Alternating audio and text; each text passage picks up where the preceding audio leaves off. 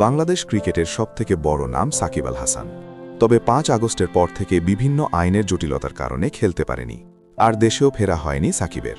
তবে সম্প্রতি যুব ও ক্রীড়া প্রতিমন্ত্রী বলেন, সাকিবের দেশে ফেরা কোনো সমস্যা হবে না। তবে সাবেক যুব ও ক্রীড়ামন্ত্রী আসিফ বলেন, সাকিবকে কোনোভাবে দেশের জার্সি গায়ে আর খেলতে দেবে। এমন অবস্থায় যদি দেশে আসে সাকিব, তাহলে তাকে জামিন নিয়ে খেলতে হবে, আর সাকিব সেটা হয়তো করবেন না।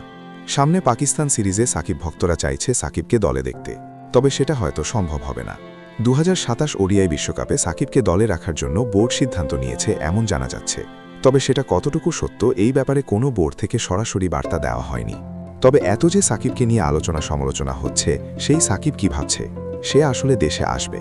সে একটি সাক্ষাৎকারে জানিয়েছিল যে বাংলাদেশ জার্সি গায়ে সম্মানের সাথে ক্রিকেটে শেষ বিদায় জানাতে চায়।